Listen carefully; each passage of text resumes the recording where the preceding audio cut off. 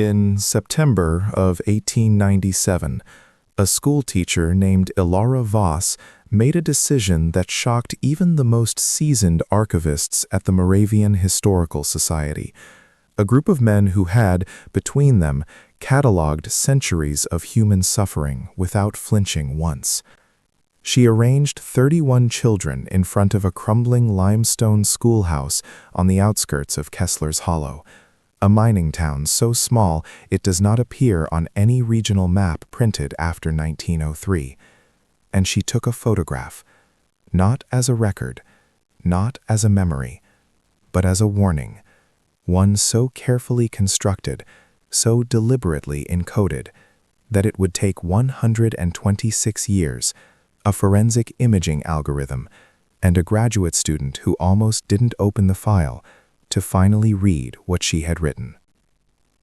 The photograph itself looks ordinary at first glance. 31 children in wool and linen, squinting against the late summer light, a blackboard propped against the schoolhouse wall behind them, the kind of detail so common to Victorian school photographs that no one thought twice about it. What the blackboard appeared to show was a simple arithmetic problem, the kind a teacher might leave mid-lesson. But when a digital restoration team at the University of Graz enhanced the image in March of 2023, sharpening the grain layer by layer until the chalk marks became legible for the first time, they did not find arithmetic. They found a name, a date, and 7 words that one senior researcher reportedly refused to transcribe herself, pushing back from her desk and leaving the room without explanation. By November of 1897, Ilara Voss had vanished from every official record in the Kessler's Hollow district. 4 of the children in the photograph were dead. The schoolhouse had been quietly demolished, not abandoned, not burned, but methodically taken apart, stone by stone, by men who arrived before dawn and were gone by midday. And the man whose name appeared on that blackboard was sitting in a regional government office 40 miles away, signing land transfers with a steady hand, as though nothing in the world had changed. This is not a ghost story. It is something worse, because every piece of it is real, and someone spent over a century making sure you would never hear it. Before we uncover the disturbing truth, subscribe, hit that bell, and comment your country, state, or city below. I want to see how far this story reaches. The autumn of 1897 in the Moravian highlands of Central Europe was not a season, it was a suffocation.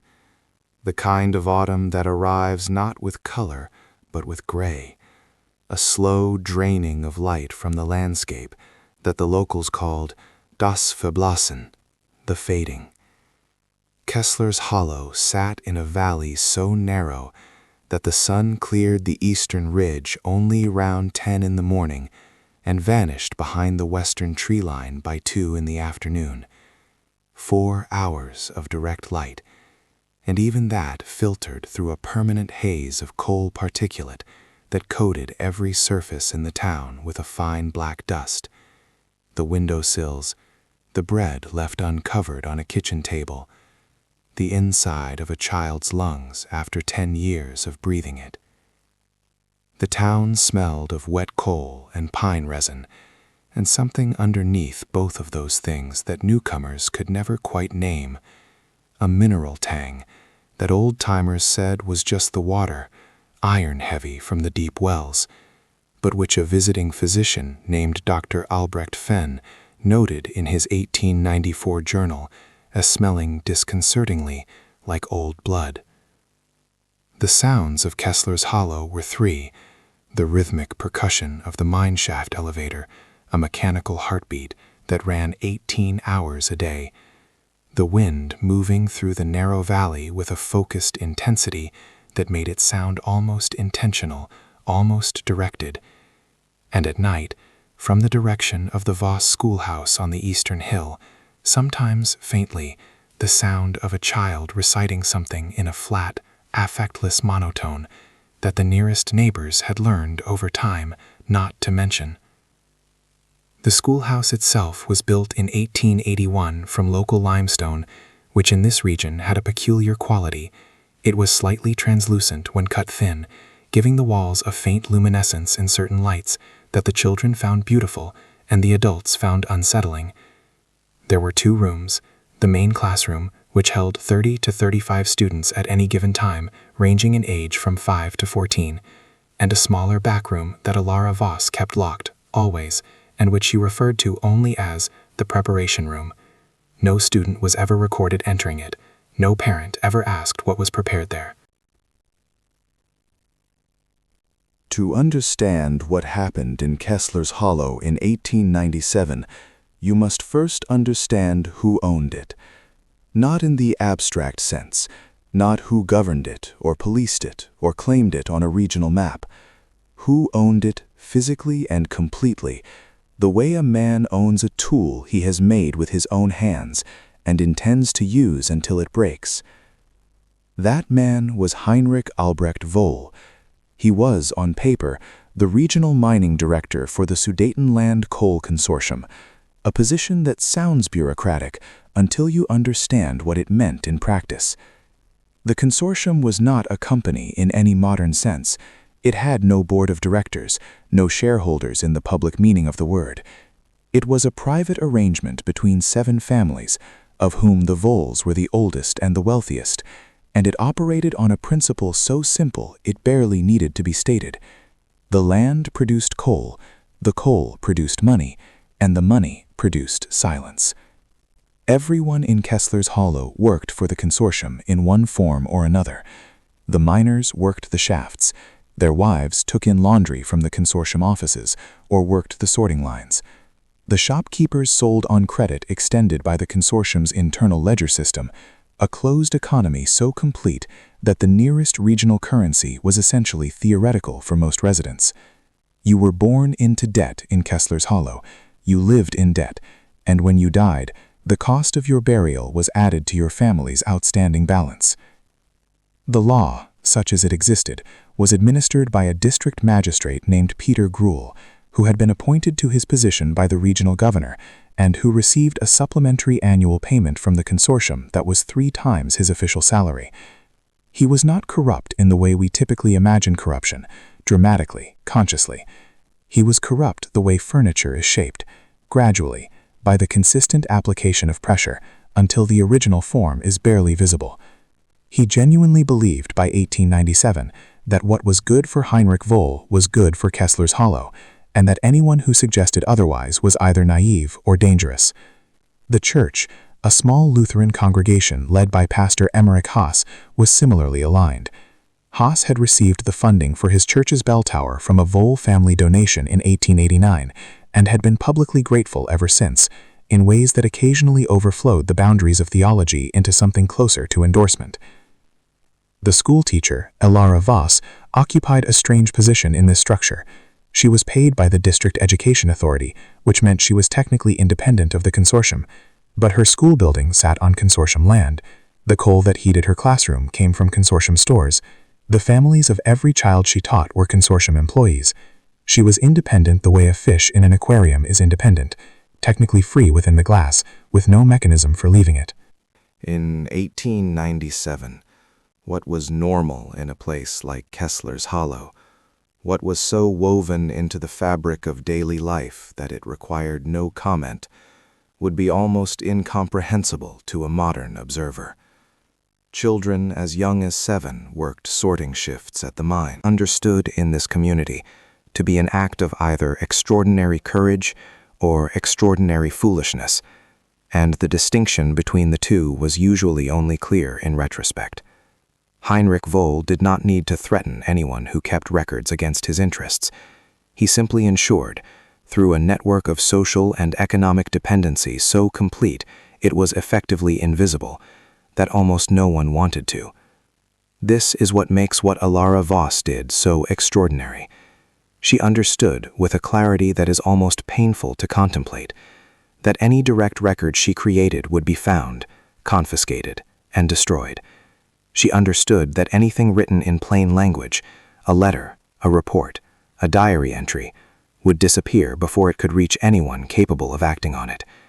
And so she hid her message the way a person hides something they need to survive, in plain sight, inside something that no one with power would think to look at carefully, inside a school photograph, on a blackboard that every viewer's eye would slide across and immediately categorize as background detail, in chalk marks that looked to a 19th century eye like abandoned arithmetic. She was not hiding a secret. She was constructing a time capsule aimed at a future that could read it. Heinrich Albrecht Voll was born in 1849 in Brno, the second son of a mining family that had been accumulating land and influence in the Moravian region for 3 generations. He was not, by the accounts that survive, a physically imposing man. He was medium height, others, in one disturbing deposition from 1901, described simply as the color of water in a deep place. He wore good wool, kept his nails clean, and was known throughout the region as a fair and even generous employer, by the standards of his time and industry, which is to say he did not work his miners to death quite as quickly as some of his competitors, and he occasionally funded community events that generated the kind of goodwill that is indistinguishable from the outside from genuine decency. His childhood was, in the documents that survive, unremarkable. His father, Wilhelm Voll, was a precise and demanding man who believed that efficiency was the highest moral virtue and that sentiment was a form of weakness. Heinrich was educated at home by a series of tutors until age 12, then sent to a boarding school in Vienna, where he performed adequately in most subjects and excellently in one, mathematics. Not the beautiful, abstract mathematics of theory, but applied mathematics, accounting, logistics, resource calculation. He understood with an almost aesthetic pleasure how systems worked, how inputs and outputs related to each other, how waste could be eliminated. The event that formed him, the one that his contemporaries, those few who knew him well enough to speculate, pointed to when they tried to explain what he became, occurred in the summer of 1871, when Heinrich was 22 and had just returned to Kessler's Hollow to assist his ailing father with the consortium's operations. A miners' delegation of 11 men came to the Voll offices to present a petition. They had written it carefully, in formal language, with specific grievances, shaft conditions, ventilation failures, the company store pricing structure. They had done everything correctly. They had followed the process exactly as it was supposed to work. Wilhelm Voll received the delegation, read the petition, and dismissed it.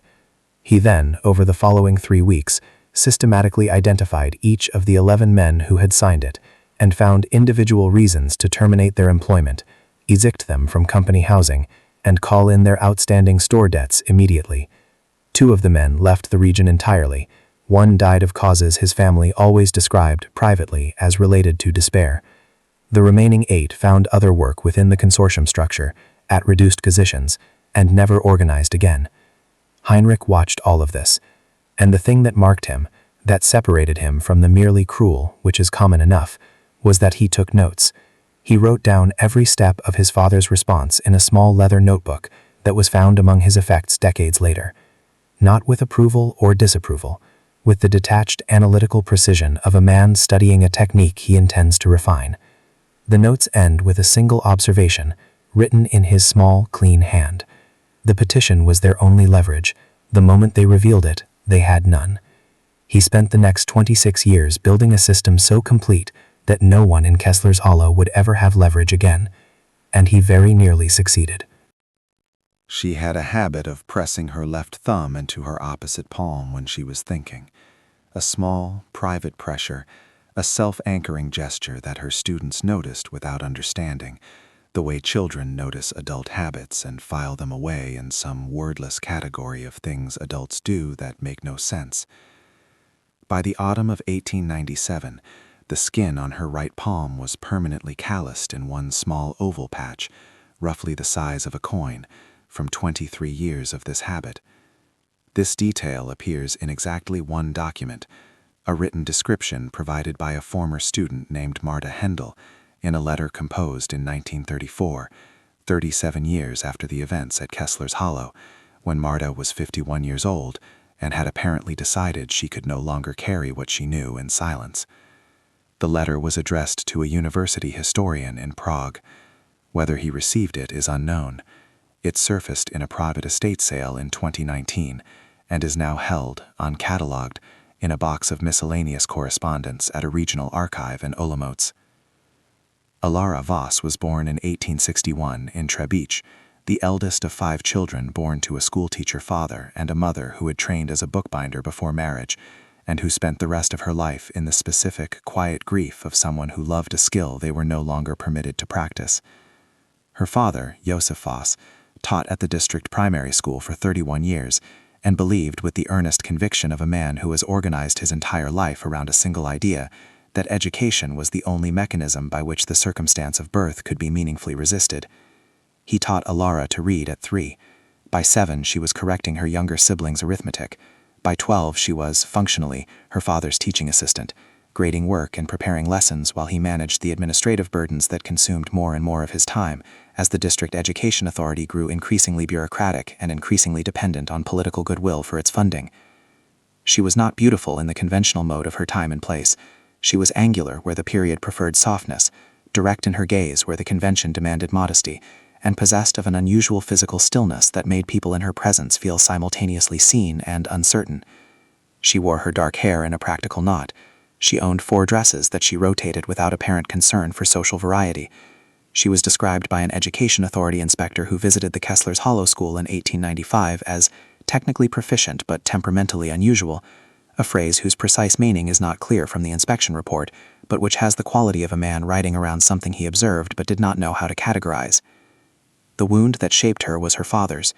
In 1879, when Ilara was 18, Josef Voss wrote and submitted to the District Education Authority a detailed report on the practice of child labor in consortium-affiliated mining communities, specifically regarding the impact on school attendance and educational outcomes. He named names, he included figures. He had spent 2 years compiling the report with the meticulous care of a man who believed that a sufficiently documented truth could not be ignored. The authority received the report, acknowledged receipt in a brief formal letter, and did nothing. Josef Voss was not fired, he was not threatened.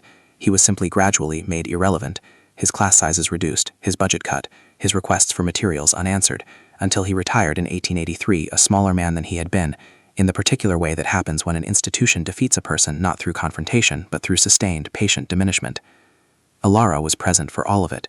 She watched her father's certainty, his fundamental belief that documented truth had power, erode over 4 years into something that looked, from the outside, acceptance, but felt, from the inside, she would later write in a fragment of journal recovered from the Hendel letter, like watching someone drown very slowly in very shallow water, and understanding that the water was made of words.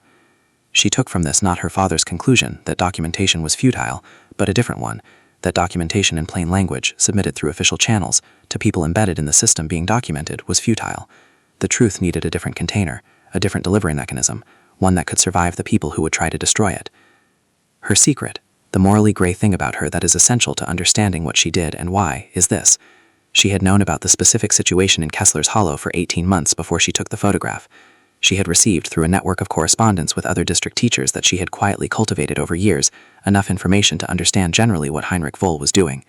She had not yet acted, not because she was afraid, or not only because she was afraid, but because she was waiting, with a patience that from one angle looks like strategic wisdom, and from another looks like complicity, for the moment when she had enough specific, irrefutable detail to make the message undeniable. 4 children died during those 18 months. She knew afterwards that this was the weight she would carry for the rest of her life, and she carried it without flinching, which is either admirable or terrible, depending on how you believe people should respond to impossible situations.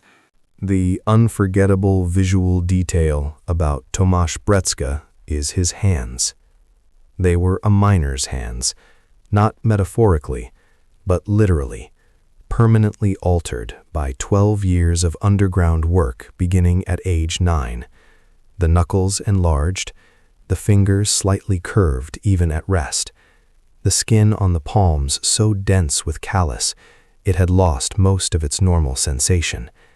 He could press the pad of his thumb directly onto a lit match and hold it there for 4 seconds. He demonstrated this once, to prove a point in an argument, and the person he was arguing with immediately forgot what the argument had been about. His hands appear in Marta Hendel's 1934 letter. She describes them as the hands of someone the ground had tried to keep. And they appear, if you look carefully at the restored photograph, folded in front of him in the back row, slightly too large for the rest of him, belonging to a different story than the one his face is telling. Tomasz Brecka was born in 1858 in Kessler's Hollow itself, which made him a rarity in a town that mostly imported its labor from surrounding regions. His family had worked the Vole mines for 2 generations. His grandfather had been among the original laborers who sank the first shaft in 1841. His father, Radovan Brecka, was a shift foreman, a position of minor authority that meant he was trusted enough by the consortium to be given a slightly better house and a slightly larger credit line at the company store, and was compromised enough by these small advantages that he was unlikely to risk them for any principle larger than his family's immediate comfort. Tomasz understood this about his father by the time he was 14, and neither forgave nor condemned him for it. He simply noted it, filed it, and decided, with the quiet finality of a teenager who has just identified the central truth of his household, that he would not organize his own life around the same calculation. He was not educated beyond the basic literacy and arithmetic that the Kessler's Hollow School provided to children who were not needed at the mine during their school years, which, in Tomasz's case, meant he attended school in the winters from age 6 to age 9, when the October sorting demand absorbed him permanently. He was intelligent in the way that people who have been denied formal education sometimes are, laterally, resourcefully, with a capacity for pattern recognition untrained by academic convention, and therefore occasionally capable of seeing things that trained minds missed. He read everything he could find.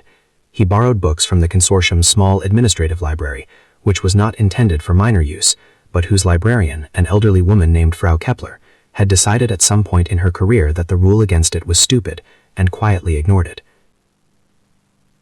His wound was specific and datable, August 14, 1891. His younger brother, Lucas Brecka, age 16, died in a shaft collapse in the Vole mine's eastern gallery. The collapse was caused by a failure in the timber shoring system, specifically by the use of undersized timber that a consortium purchasing ledger, examined years later, showed had been deliberately sourced from a cheaper supplier, against the recommendations of the mine's own safety engineer, a man named Georg Pfeiffer, who had submitted 3 written objections to the substitution and had been transferred to a different district within the month. Lucas Brecka was one of 3 men killed in the collapse. The official inquest, conducted by Magistrate Peter Gruhl, found the cause to be unavoidable geological instability and recommended no action. The proceedings lasted 4 hours. Tomasz did not grieve loudly. He did not make threats. He went back to work the following week, which was the only option available to him, and he spent the next 6 years doing something that no one around him recognized as dangerous because it looked so ordinary. He memorized things. Dates, figures, names, the specific details of decisions and their outcomes. He could not write most of it down. Written records in a miner's possession were too easily found and too easily used against their keeper. So he built a memory palace of the most painstaking kind, organized around the central fact of his brother's death and radiating outward through every connected decision, every linked name, every transaction that had contributed to putting undersized timber in that eastern gallery. The moment Ilara Voss and Tomasz Brecka understood that their goals aligned was not tematic. It was the opposite of dramatic.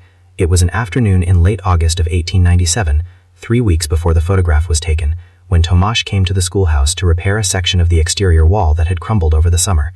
Ilara was inside, working at the blackboard, not teaching but writing, in her small, precise hand, a series of numbers and names in an arrangement that made no immediate sense. She heard him arrive and did not cover what she was writing. She simply turned and looked at him, with the particular quality of stillness that her students had always found unreadable, and waited. He looked at the blackboard for a long moment. Then he said very quietly, one name, the name of the cheaper timber supplier, the name she hadn't been able to confirm. She pressed her left thumb into her right palm. He saw it. Neither of them spoke for another few seconds. Then she picked up the chalk and added the name to the blackboard, and they both understood that something had just begun. The wall repair took 3 days. This was not because the wall required 3 days of work.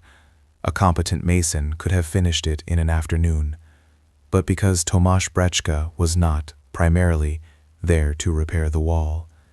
He had arranged the job through Frau Kepler, the consortium library's quietly subversive librarian, who had known Elara Voss for 4 years through an informal book exchange, and who had, without ever stating it explicitly, been connecting people in Kessler's Hollow who needed to find each other for the better part of a decade. Frau Kepler was 71 years old, moved slowly, spoke rarely, and was so thoroughly underestimated by Heinrich Voll's network that she had operated within it, invisible and devastating, for years. But that is a different story, and perhaps a different video. On the first day, Tomasz worked and Elara taught. They did not speak beyond the necessary minimum. She told him where the mortar was stored. He thanked her. They maintained the careful social distance of two people who are both aware they are being watched, and neither of whom wants to give any watcher a reason to look more carefully. Kessler's Hollow was the kind of town where the texture of daily life was itself a surveillance system, not organized, not directed, just the natural consequence of a community small enough that deviation from routine was immediately visible and interesting. A schoolteacher talking at length with a miner who had come to do repair work was not in itself suspicious. Talking with him for too long, or too quietly, or with the door closed, would be. On the second day, during the midday break when the children had gone home for lunch and the town settled into its brief daily silence, Tomasz spoke first. He did not ease into it. He said, "You know what's in the East Ledger, don't you?" It was not a question.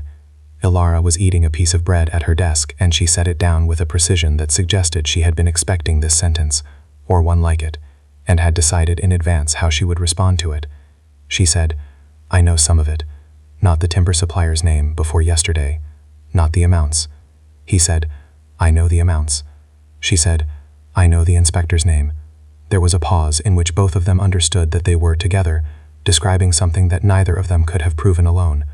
Then Tomasz said something that she recorded in the journal fragment later, not verbatim, but close enough that the shape of it is clear. He said, approximately, "Knowing it and being believed are two different problems. You've been working on the second one. I've been working on the first one. I think we've been building the same thing from different ends." She looked at him for a long moment, long enough that he became uncertain, in the particular way you become uncertain when someone is assessing you, and you cannot read the assessment. Then she said, "I need to know something first, and I need you to tell me the truth, because I will know if you don't. And if you lie to me now, this conversation is the last one we will ever have." He said, "Ask." She said, "When this is over, when whatever we build reaches whoever needs to receive it, what do you want to happen?" He was quiet for a moment. Then he said, "I want someone with the authority to use it to know that Lucas Breczka died because of a decision made in an office, by a man in clean wool, who calculated that my brother's life was worth less than the difference between 2 grades of timber. I want that to be a fact that exists outside my own head. That's all." Elara picked up her bread. She said, "That's not nothing." He said, "No, it isn't." The first test was Elara's, and Tomasz never knew it was happening. On the third day of the wall repair, she left her journal, the one containing her partially assembled evidence, the names and dates and figures she had been collecting for 18 months, on her desk, visible, while she went to speak with a parent who had arrived unexpectedly at the school door. She was gone for 11 minutes. When she returned, the journal was exactly where she had left it. She had marked 2 pages with a thread from her dress, positioned in a way that would have shifted if the book had been opened. Neither thread had moved. She noted this without comment. Later she wrote in a separate, much more carefully hidden document. "He could have read it. He didn't. Either he has no interest in using what I know against me, or he has enough discipline to resist immediate advantage in favor of long-term trust. Either quality is useful. Both together are rare." The second moment of trust building was his, and it was not subtle. 2 weeks into their collaboration, Tomasz told her about Pfeiffer, Georg Pfeiffer, the safety engineer who had submitted the 3 written objections to the undersized timber and had been transferred before the collapse. He told her because he had located Pfeiffer. Not in an official sense, Pfeiffer had been moved to a mining operation in Silesia and had died of a lung condition in 1894, which was convenient for everyone except Pfeiffer. But before his death, Pfeiffer had written a letter to his sister in Brno, a letter that described in general terms what he had seen and what he had been asked to overlook, and what had happened when he refused to overlook it. The sister, now elderly, had cupped the letter in a Bible for 3 years without knowing what to do with it. Tomasz knew this because Frau Kepler had a correspondence network that would have impressed a military intelligence operation, and Frau Kepler had trusted him with this information, which meant she had decided he was ready to receive it. Tomasz told Ilara everything, immediately, without calculating what the information was worth or what he might trade it for. He told her because she needed it, and because withholding it would have been the kind of efficiency his father would have recognized, and Tomasz had decided at 14 he would never practice. Ilara absorbed the information with her characteristic stillness, asked 4 precise questions, and then said, "We need to get that letter." He said, "I know." She said, "The sister is in Brno. I have a reason to be in Brno, a teachers' conference in October." He said, "That's 6 weeks from now." She said, "Yes." He said, "A lot can happen in 6 weeks." She said, with a flatness that was not quite emotionless, "I know that too." The third moment of trust, the one that removed the last formal distance between them, happened accidentally, which is the only way the last distance ever really goes. It was a Saturday evening, late September, and Tomasz had come to the schoolhouse after dark to deliver a piece of information he had extracted from a consortium payroll ledger through a method he did not explain and that Ilara chose not to ask about. He found her sitting on the schoolhouse steps in the dark, not in distress, not upset in any identifiable way, simply sitting, pressing her left thumb steadily into her right palm, staring at nothing. He sat down beside her without asking if she wanted company, because he had learned by then that she did not respond well to questions whose answers were already obvious. They sat in silence for several minutes. Then she said, without looking at him, "There are 4 children I should have moved faster for." He did not say anything consoling, because he understood that consolation was not what she was asking for. He said, "I know which 4. She turned and looked at him. He said, "Add them to the Blackboard, all 4 names, below everything else. Make sure whoever reads it in 100 years knows they were real." She turned back to the dark. She said, "Yes." They sat there for another hour, not speaking, which was, in the particular grammar of Kessler's Hollow in the autumn of 1897, as close to a formal alliance as 2 people in their position could achieve. It was Ilara who confessed first, and what she confessed was this. She had not always been passive during the 18 months she waited. In the spring of 1896, she had identified a man named Corvin Hassel, a mid-level consortial administrator who managed the company store's credit ledger, and who had, she believed, been present at several meetings where decisions with direct consequences for the children of Kessler's Hollow had been made and recorded. Hassel was not a powerful man. He was a functionary, the kind of person a system like Vohl's requires in abundance, competent enough to execute decisions, compliant enough not to question them, afraid enough not to speak about them. Ilara had approached him, carefully, indirectly, over 3 meetings that looked like ordinary administrative interactions about school supply requisitions. She had made him understand, without stating it explicitly, that she knew things about the ledger that could create serious problems for him specifically, and that his cooperation, in the form of access to certain records she needed, would render that knowledge irrelevant to his future. Corvin Hassel had cooperated. For 4 months he had provided her with copies of specific ledger entries, passed through Frau Kepler's book exchange system, wrapped in brown paper that looked like returned library volumes. Then, in September of 1896, he had stopped. He had sent a single message, also through Kepler, that said only, "I cannot continue. I am sorry."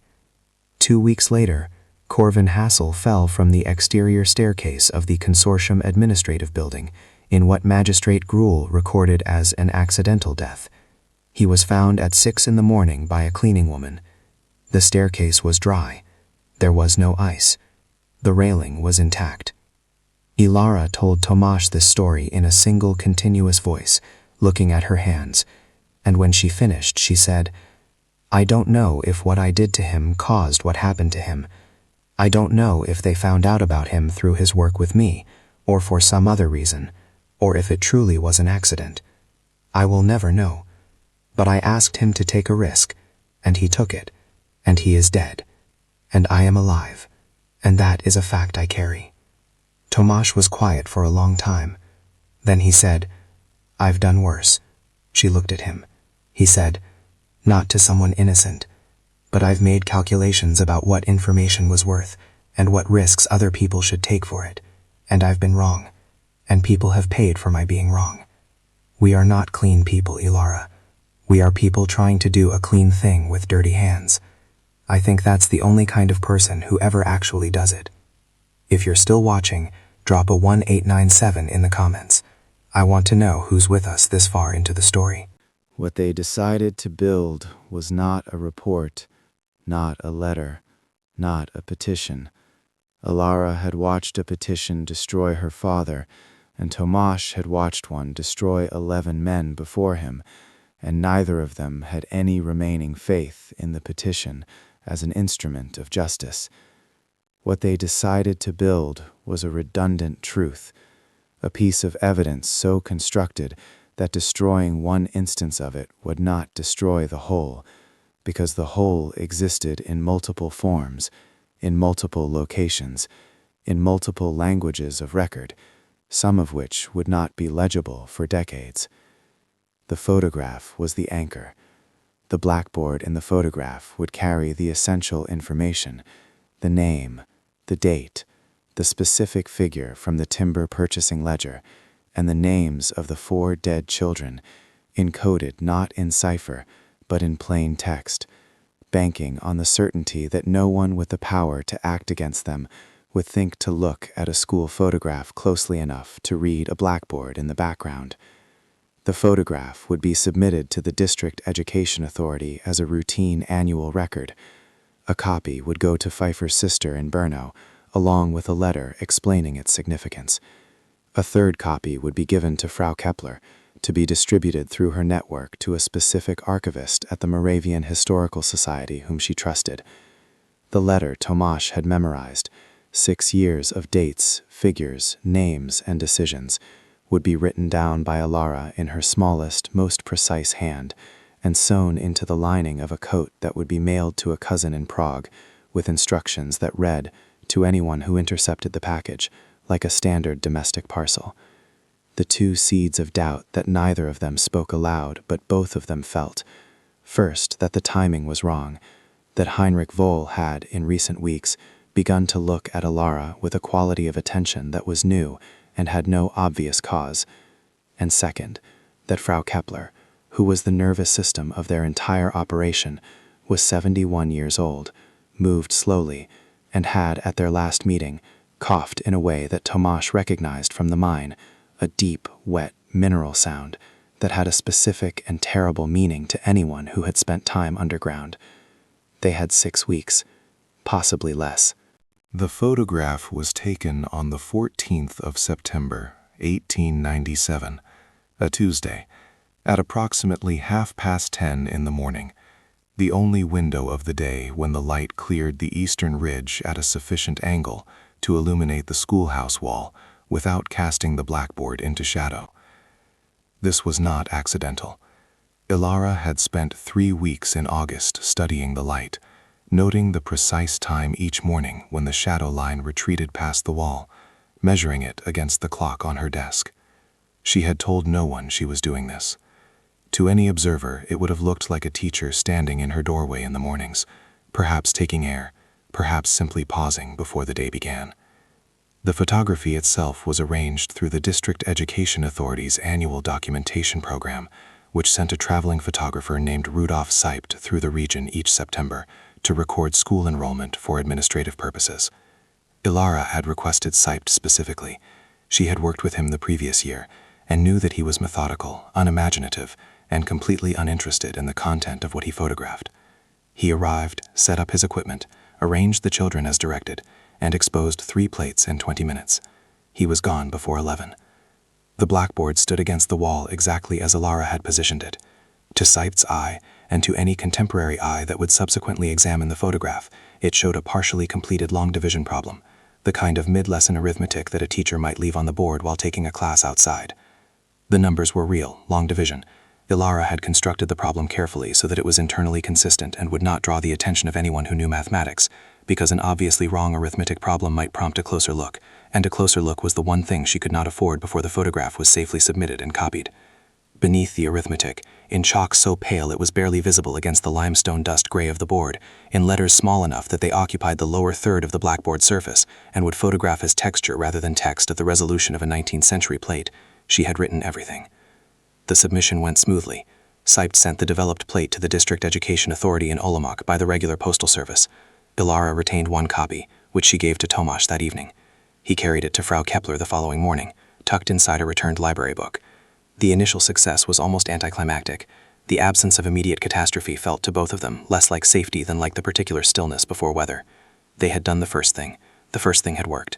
Neither of them felt relieved. The minor thing that went wrong was this. Rudolf Seipt, the photographer, mentioned to the proprietor of Kessler's Hollow's single inn, where he stayed the night before traveling to his next assignment, that the schoolteacher had been unusually specific about the blackboard placement. He said it conversationally, over dinner, as the kind of mild professional observation that means nothing in isolation, a detail too small and too ordinary to register as significant. The innkeeper, a man named Ferenc Brode, noted it without comment and forgot it almost immediately. Almost. It was Tomasz who found it, and finding it changed the shape of everything they thought they were doing. In the third week of September, working through a contact in the consortium's maintenance crew, a man who owed Tomasz a debt of the practical, non-financial kind that accrues between people who have kept each other's secrets in dangerous places, he gained access for approximately 40 minutes to the storage room beneath the consortium's administrative building. He was looking for the original timber purchasing records from 1891, which he had reason to believe had been retained rather than destroyed. Vole was methodical, and methodical men often keep records of their decisions even when those decisions are criminal, because the instinct for documentation is difficult to separate from the instinct for control. He found the timber records. They confirmed everything he had memorized, and more, the specific invoice numbers, the name of the purchasing agent who had signed off on the substitution, a marginal note in what he recognized as Heinrich Voll's small, clean handwriting that said only, in German, acceptable variance. But behind the timber records, in a second folder that was not indexed in the storage room's ledger, and therefore officially did not exist, he found something else, something that had nothing to do with timber. It was a medical registry, not the consortium's standard worker health records. Those were maintained openly in the administrative office upstairs. This was a separate document, handwritten, covering the period from 1889 to 1897, and it catalogued something that Tomasz initially could not parse because his mind refused the first interpretation and tried several others before accepting that the first one had been correct. The registry listed children.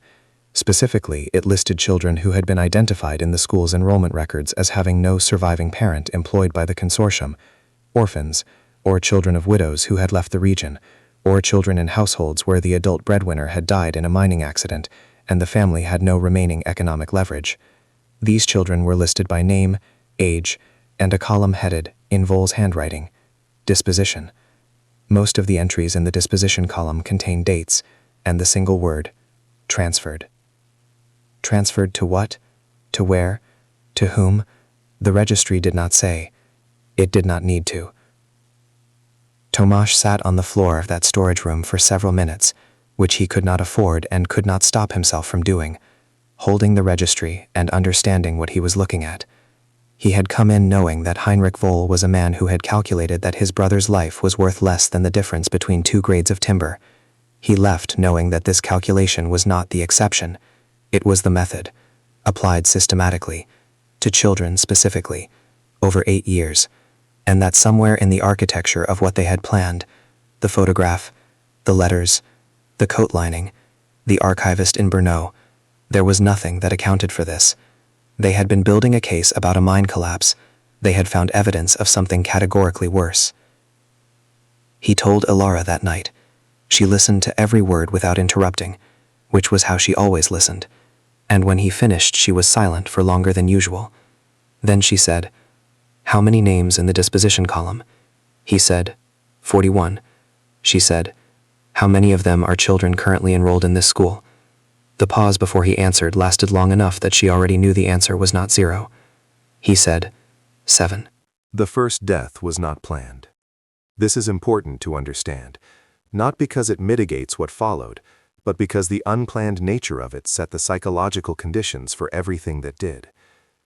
Ferenc Broad, the innkeeper who had half-registered Rudolf Seip's comment about the Blackboard, spent 2 weeks with the detail sitting in the back of his mind, in the way that small anomalies sometimes sit. Not urgent, not forgotten, just present.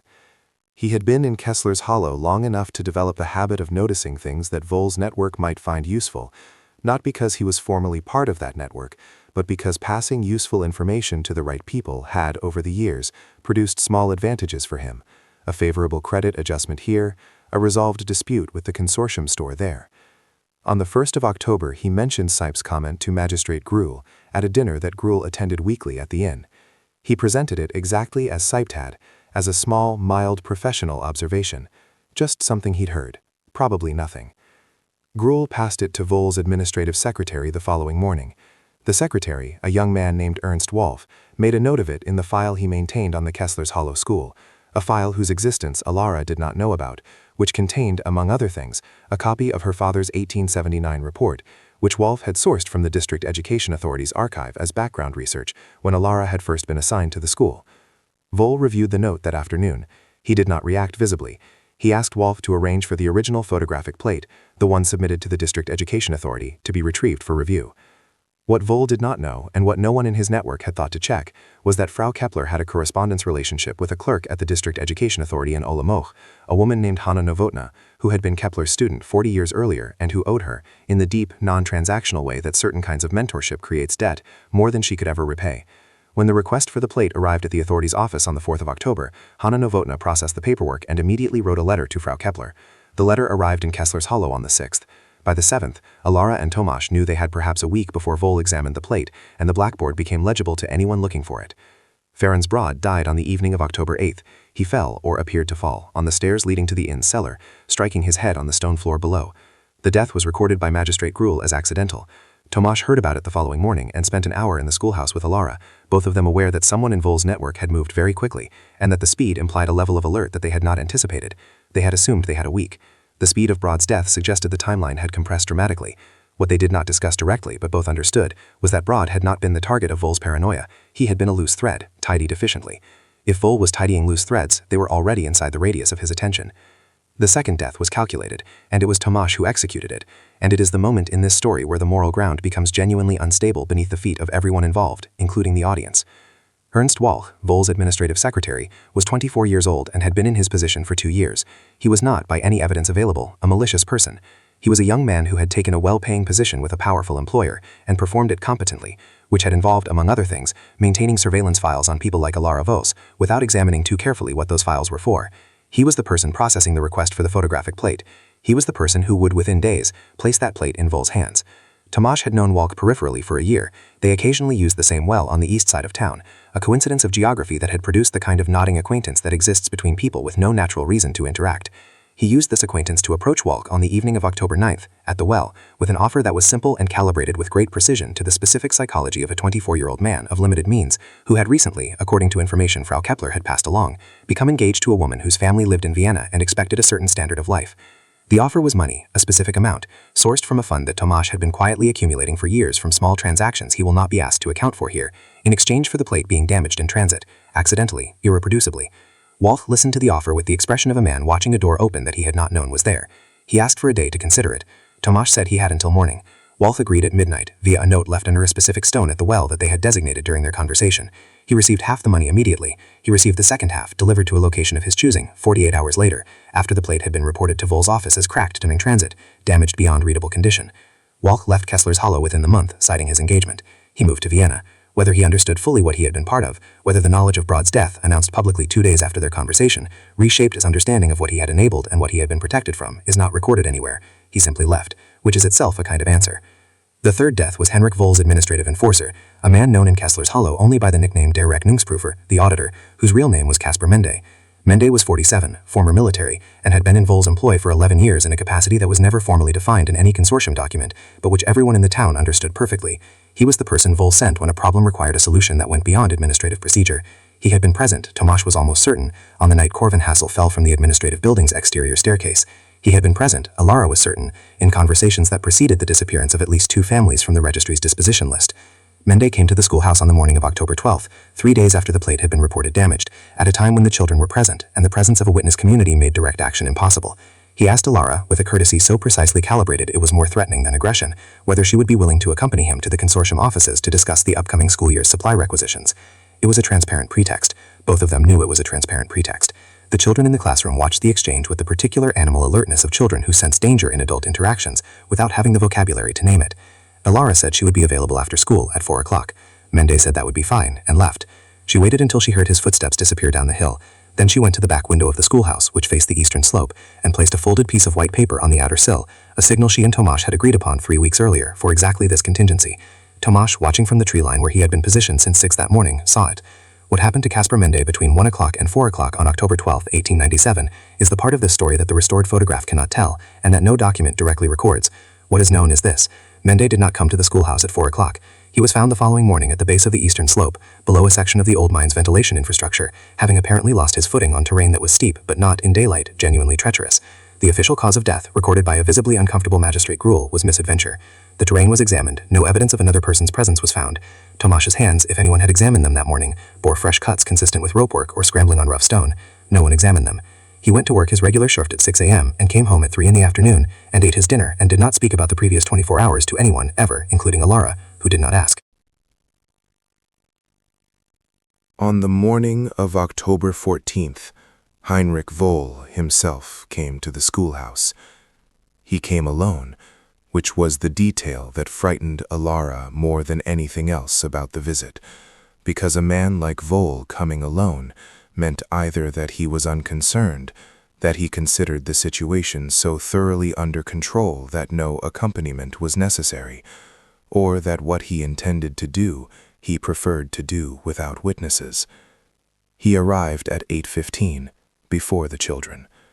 He knocked on the door, which he did not have to do, which was itself a statement about the quality of courtesy he intended to perform. Alara opened it. He stood in the doorway, in his good wool coat, with his pale, indeterminate eyes, and said, pleasantly, that he hoped he wasn't interrupting her preparation, and that he had simply wanted to come in person to discuss a small administrative matter regarding the school's documentation for the year. He stepped inside, without being invited. He looked at the blackboard, which was covered in that morning's lesson preparation, geography, the rivers of Central Europe, a diagram of the Danube basin. He looked at it for longer than a geography lesson warranted.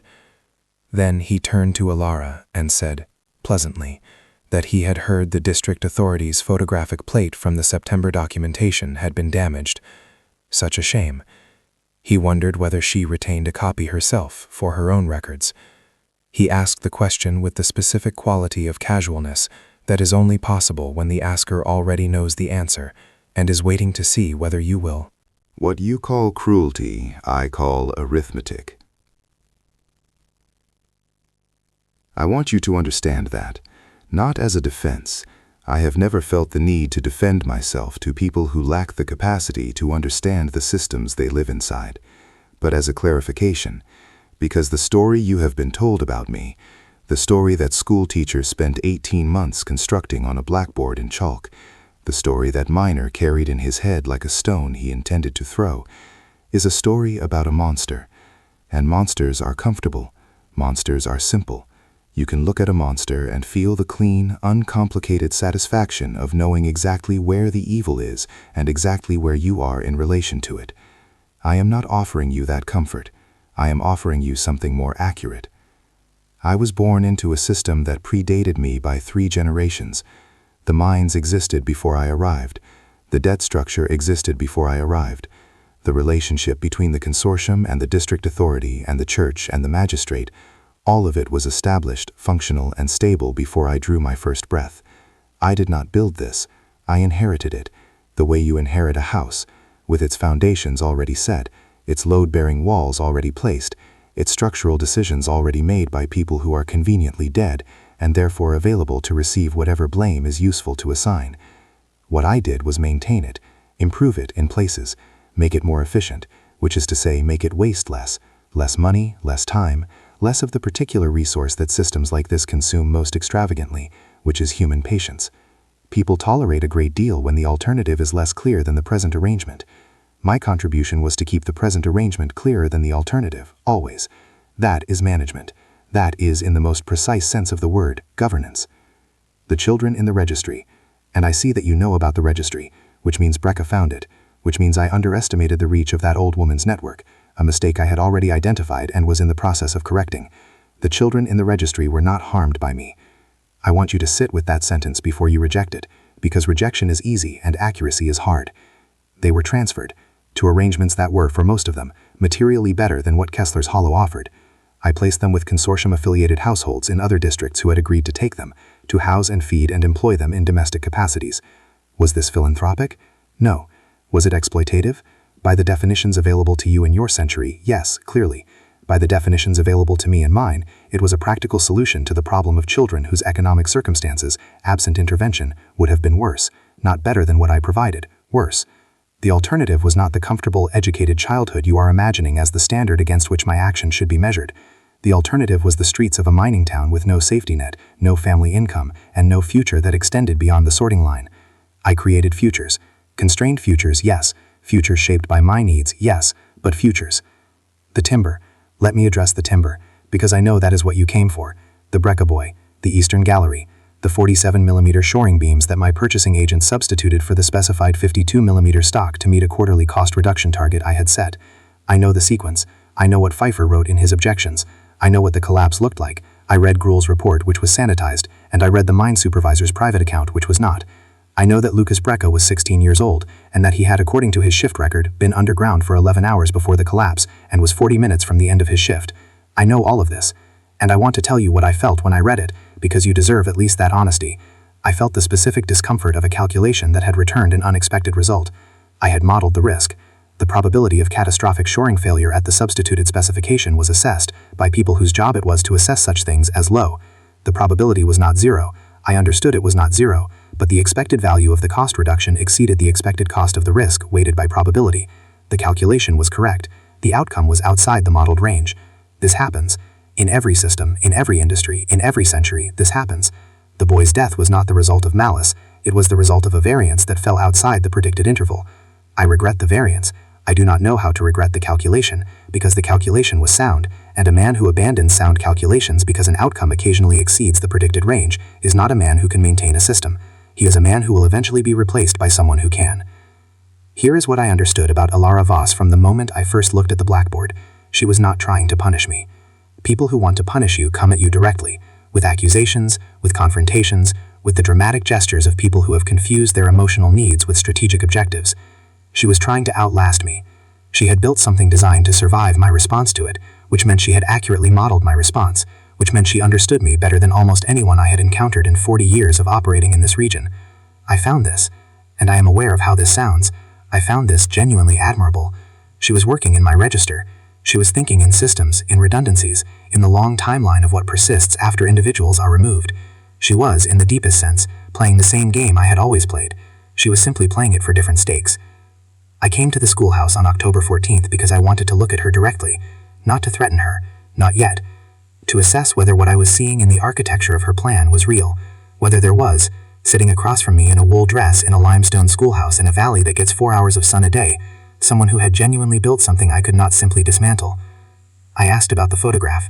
She looked back at me with those still, measuring eyes and said nothing for long enough that we both understood the answer was yes. I left the schoolhouse that morning knowing two things. First, that I had a problem more complex than I had initially assessed. And second, and this is the thing I have never said aloud to anyone, the thing that exists only in this account, that I was tired, not of the system, of being its only maintenance, of being the only person in Kessler's Hollow who understood clearly enough what it required to keep it functioning and who was willing to pay with that understanding cost. 48 years of sound calculations, and I was tired, and the chalk marks on a schoolhouse blackboard had made me feel for the first time since I was 22 years old watching my father dismantle 11 men with clean efficiency, something that I did not immediately have a name for. It took me several days to identify it. The name for it was scene. Heinrich Voll did not act immediately after the October 14th visit, which was itself the action. The pause before a decision of this magnitude was, for a man of his precision, not hesitation, but calculation. He spent 4 days, by the best reconstruction available from documents examined afterward, assessing what he knew and what remained unknown to him. He knew the original plate had been compromised, damaged in transit, which he suspected was not accidental, which meant someone inside his administrative structure had been reached. He did not yet know it was Walk, who had by then already left the region. He knew that copies of the photograph existed, but did not know how many or where they had been sent. He knew that Mende was dead. He had filed this under the category of coincidence, while simultaneously understanding it was not coincidence, which is a specific kind of cognitive discipline that only very controlled people can maintain. On October 18th, he made his decision. He sent a message through the magistrate's office to the District Education Authority in Olomouc, requesting that all documentation associated with the Kessler's Hollow School be held pending an administrative review. It was a legal, routine-sounding request, the kind that a district authority receiving it would process without particular concern. The effect, if successful, would be to freeze the original submission and prevent any further distribution of official copies. It was the correct move strategically. It was also, though Voll could not have known this, 4 days too late. Hanna Novotná at the district authority had, on receiving Frau Kepler's letter 3 weeks earlier, already made a copy of the plate and sent it by registered post to the Moravian Historical Society in Brno. She had done this on her own initiative, without instruction from Kepler, using her own money for the postage, driven by a combination of professional instinct and 40 years of loyalty to the woman who had taught her to read. She had told no one. She had not even told Kepler.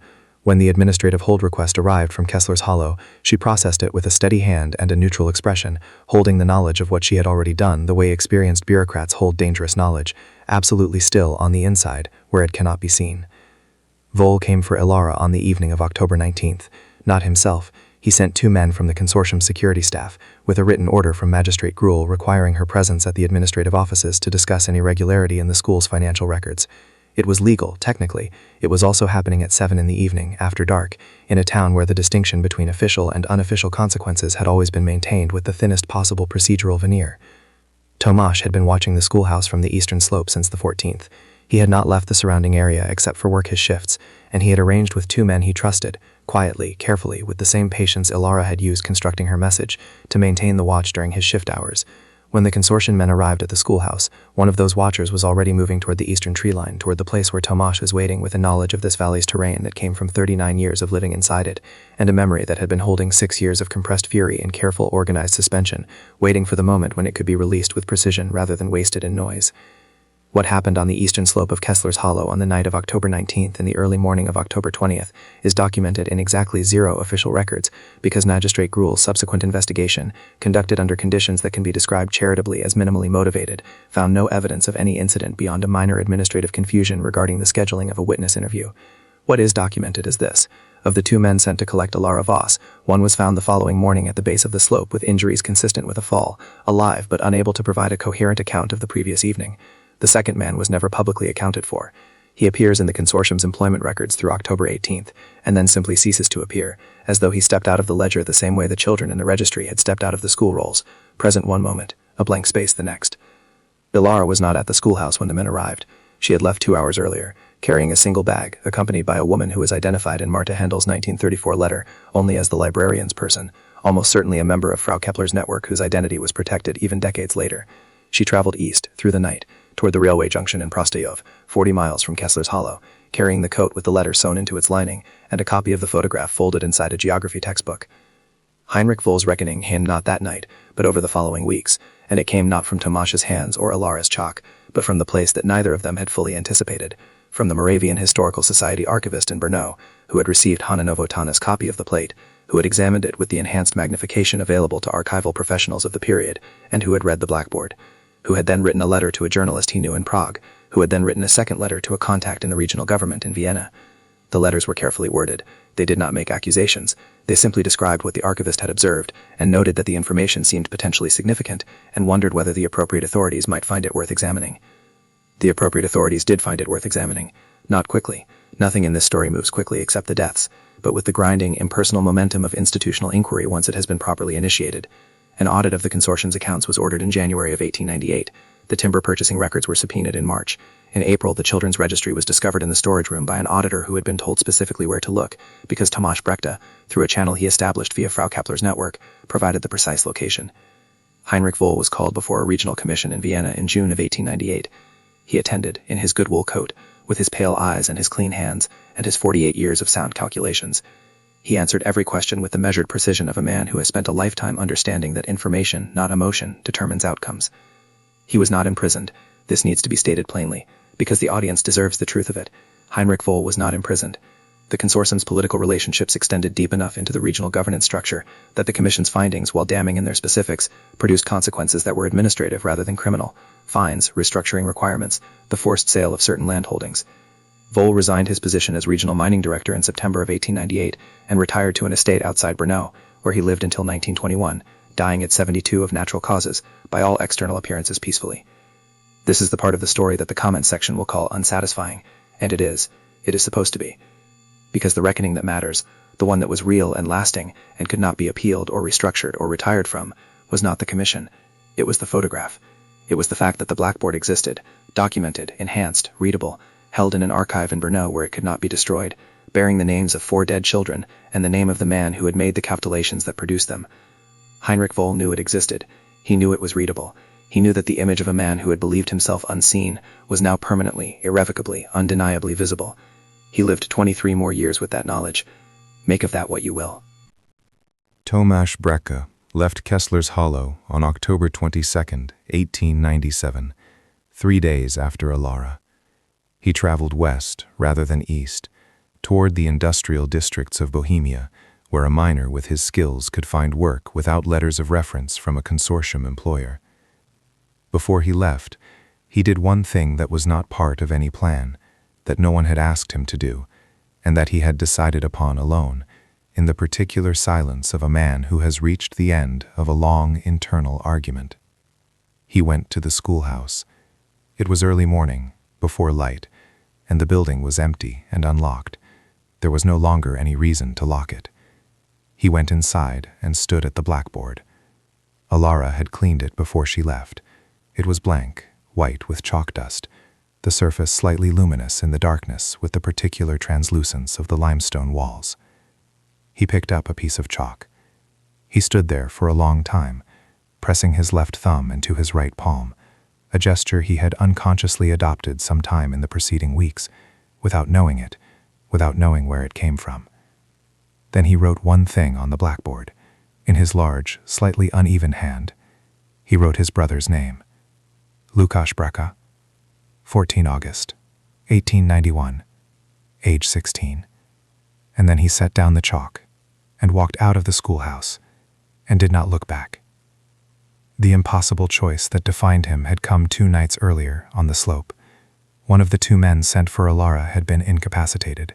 The second, younger, frightened, a man Tomasz recognized from the mine as someone who had started his shift work at 11 and had never had any particular connection to Voll beyond employment, was in his hands, in the literal physical sense, on a dark slope, with the momentum of the evening's violence still moving through both of them.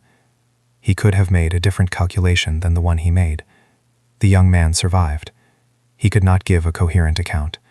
Whether this was because of what had happened on the slope or because of a private decision he made about what he was willing to remember, Tomasz never knew. He chose, in the specific pressure of that moment, to stop, to let something be enough. He had crossed lines he could not uncross. He drew one, there in the dark, that he would not cross further. He walked away.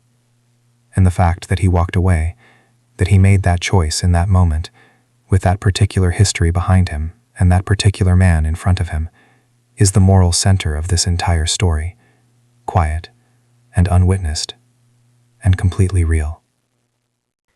But the morning of October 21st, Kessler's Hollow understood that something had changed, without knowing specifically what.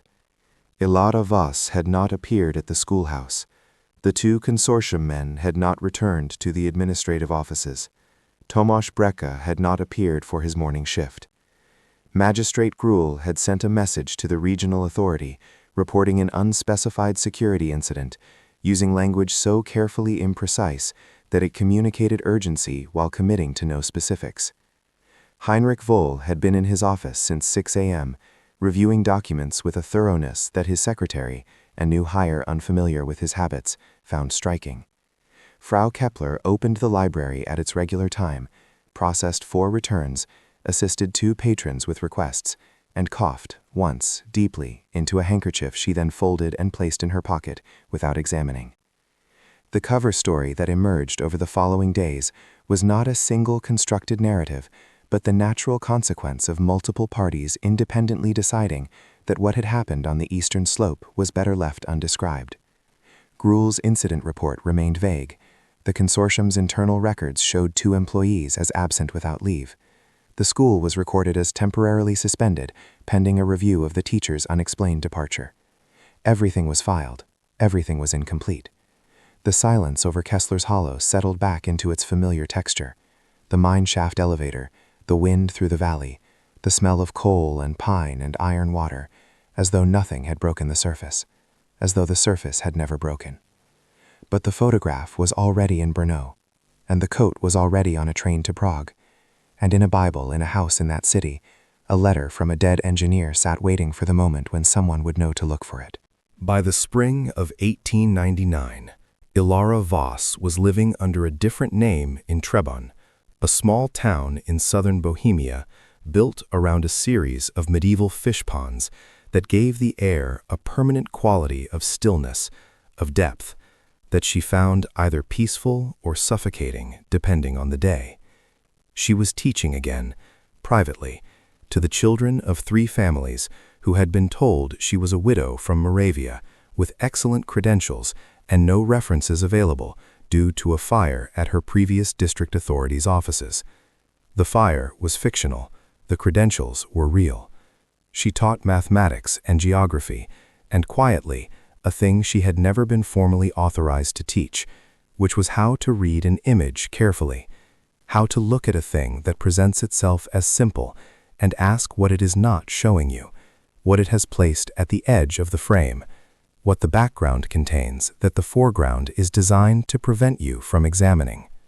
She corresponded with Tomasz Brecka twice in 1898 through an address managed by a contact in Frau Kepler's network that had survived the dissolution of Kessler's Hollow's informal infrastructure.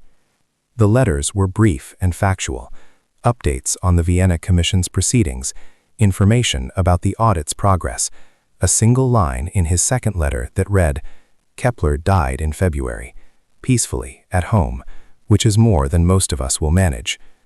Ilara kept both letters in the geography textbook that had carried the photograph to Prostieov.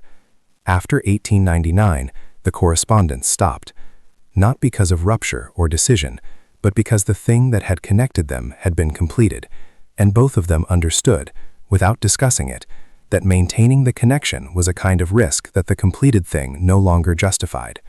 Tomasz worked the Bohemian coal fields outside Kladno from 1897 to 1909, when a progressive deterioration in his lung function, the slow mineral accumulation of 30 years underground, made continued shaft work impossible. He moved to Prague, where he found work as a building inspector, a position that required him to examine structures for the kind of compromised load-bearing decisions that he had spent his adult life understanding from the inside. He retired in 1923. By 1931, in the specific poverty of an old man in a European city between 2 wars, he was living in a single room in a pension on the Zhizhkov Hill, surrounded by books borrowed from a municipal library whose librarian had, he sometimes thought, a quality of quiet subversiveness that reminded him of someone. He died in 1934, the same year Marta Hendel wrote her letter to the Prague historian. Whether he knew she was writing it is unknown. Whether he would have wanted her to is a question that has no clean answer. Heinrich Voll died in 1921 on his estate outside Brno, aged 72, attended by a physician and a housekeeper and no family members. His wife had predeceased him in 1911, and his 2 sons had emigrated to America in 1905 and maintained, by all evidence, no significant contact with their father in his final years. His estate was modest by the standards of his peak. The forced asset sales of 1898 and 1899 had reduced it considerably. His personal papers were donated to a regional archive by the estate executor. They remained uncatalogued for 60 years. When a graduate student finally processed them in 1981, she found among the financial documents and correspondence the small leather notebook from 1871, the one in which the 22-year-old Heinrich had recorded his father's dismantling of the miners' petition with the detached precision of a student studying a technique. The last entry in the notebook, dated October 20th, 1997, the day after the slope, the day after Ilara left, was 3 words in his small, clean hand. The graduate student transcribed them. They were, "She built better." The photograph held by the Moravian Historical Society in Brno was catalogued in 1901 under the classification reference MHS 1901 EDU 447, described in the index as School Group Photograph, Kessler's Hollow District, September 1897, provenance uncertain. The uncertainty of provenance was recorded because the submission had arrived without the standard accompanying documentation: no sender name, no institution letterhead, no chain of custody notation. Just the plate, wrapped carefully in cloth, with a slip of paper inside that contained only the catalog number of Pfeiffer's safety objection letters, which were held at a different archive entirely, in a different city, and which no one connected to the photograph for another 62 years. The connection was made in 1963 by an archivist named Pavel Chervenka, who was conducting a cross-institutional survey of industrial accident documentation in the Sudetenland region, and who noticed, in the Brno catalog, the anomalous provenance notation on MHS 1901 EDU 447. He requested the plate for examination. He examined it. He could not, with the optical equipment available to him in 1963, read the Blackboard, but he noted in his survey report that the image appeared to contain text in the lower portion of the Blackboard that was potentially significant pending enhanced examination, and flagged it for future review. His report was filed. The flag was noted. The enhanced examination did not occur for another 60 years, because the budget for archival enhancement at the Moravian Historical Society was in 1963, and for most of the decades that followed, insufficient for the kind of speculative investigation that a flag in a survey report represented. Pavel Chervenka died in 1989, the year the wall came down, having never learned what the Blackboard said. This is the kind of fact that sits in the chest like a stone and will not be reasoned away. The digital restoration was conducted in March of 2023 by a team at the University of Graz, using a layered photographic enhancement algorithm developed for the restoration of deteriorated astronomical plates. The team was not looking for hidden messages. They were processing a batch of 19th-century regional documentary photographs as part of a broader archival digitization project funded by a European Cultural Heritage Grant. The Kessler's Hollow photograph was item 14 of 31 in the batch. The researcher who enhanced it, a doctoral student named Vera Hullup, 26 years old, whose specialty was 19th-century Moravian educational history, processed the image automatically along with the others, and then, in the routine review stage, noticed that the Blackboard in the background had resolved into legible text. She has said in interviews that her first response was to assume it was arithmetic. She has said that she looked at it for approximately 30 seconds before understanding that it was not arithmetic. She has declined to describe in any interview what those 30 seconds felt like. She pushed back from her desk. She left the room. She came back 20 minutes later with a colleague, a senior archivist named Dr. Margit Feuerbach, who read the Blackboard, asked Vera to leave the room, sat alone with the image for several minutes, and then called the university's legal office before calling anyone else. The 7 words that Vera Hullup could not bring herself to transcribe, the 7 words at the bottom of the Blackboard, below the names of the 4 dead children, below the name of Amelia, below the date, below the timber supplier's name and the specific figure from the purchasing ledger, have not been publicly released in their entirety as of the time this video was produced. The Moravian Historical Society, in coordination with the University of Graz and a regional legal authority, has stated that a portion of the Blackboard's text remains under review pending ongoing proceedings. They have not specified what proceedings. They have not specified a timeline. The sealed status of that final portion of the image has been formally challenged by 2 academic institutions and 1 investigative journalism organization. All 3 challenges are pending. What cannot be explained, what Pavel Chervenka flagged in 1963, and what no subsequent examination has resolved, is the 4th name in the list of dead children. 3 of the 4 names have been matched, through historical records, to children enrolled in the Kessler's Hollow School who died between 1895 and 1897. Their deaths recorded in the district vital registry under various causes. The 4th name does not appear in any vital registry. It does not appear in any school enrollment record. It does not appear in the consortium's children's registry. It does not appear in any document from Kessler's Hollow or its surrounding district. The child named on that blackboard, by a woman who encoded her message with the precision of someone who understood that every detail would eventually be verified, appears to have left no trace in any official record of ever having existed, except there, in chalk, on a schoolhouse blackboard, in a photograph taken on a Tuesday morning in September of 1897, where Alara Voss placed them deliberately, knowing the image would last, knowing someone would eventually read it, and apparently knowing something about this particular child that she could not commit to any record that the system she was fighting might find and destroy. The fourth name has not been identified. Research is ongoing. What this story reveals about human nature is not what we usually want stories to reveal. We want them to show us that courage is rewarded, that documentation defeats power, that the truth, properly constructed and carefully hidden, will eventually find its way to the light, and that the light will be sufficient. And some of that is here. The photograph reached Brno. The archivist noticed the flag. The algorithm resolved the chalk. The blackboard was read. The mechanism worked, eventually, imperfectly, over 126 years. But Heinrich Voll died in his bed. The consortium's successor companies operated in the region until nationalization in 1948. The children in the registry, 41 names, 41 dispositions, were never formally accounted for, their cases never opened, their outcomes never officially investigated. The photograph proved that a crime had been documented. It did not prove in any court that a crime had occurred. These are different things, and the distance between them is where most justice goes to die. What this means for us today is something Alara Voss understood in 1897, and that we are still, as a species, reluctant to fully accept. That systems are not defeated by single acts of courage, however extraordinary. They are eroded by accumulation. By Hanna Novotna making a copy and spending her own money on the postage.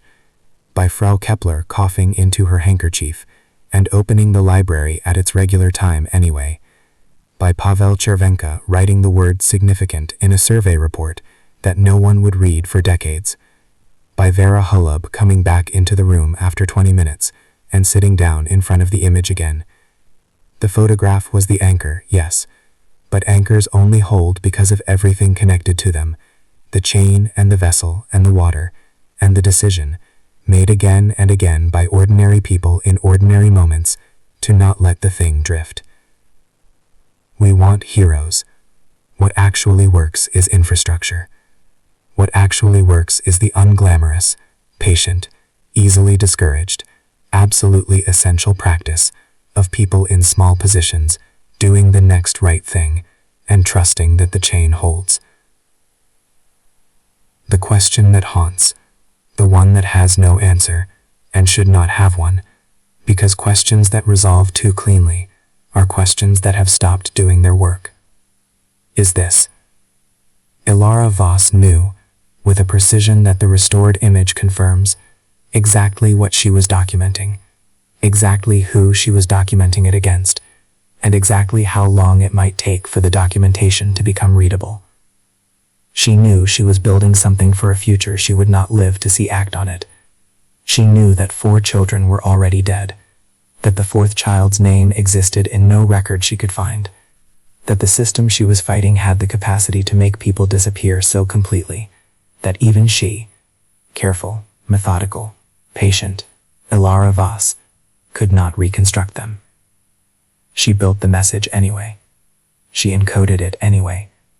She stood 31 children in front of a limestone schoolhouse wall on a Tuesday morning, and she arranged the light, and she placed the blackboard, and she trusted the image to carry what words submitted through official channels could not. The question is not whether she was right to do it.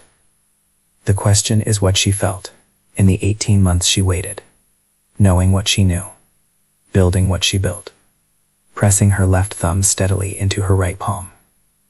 and whether the weight of what she carried in that time, and in all the time after, was the price of the photograph, or the price of the silence that made the photograph necessary, and whether those are the same price, or different ones, and whether it matters. If this story stayed with you, if it made you think, made you uncomfortable, or made you angry, then it did its job. Drop a comment below with this question. If you found a hidden message from someone who died before they could be heard, would you have the patience to be the person who carries it forward? Or would you tell yourself that someone else, someday, would find it? Because that is the choice this story is actually about. Not Ilara's choice, yours. If you found this channel for the first time today, subscribe now, because every story we tell here is one they tried to bury. We bring them back. We read the Blackboard.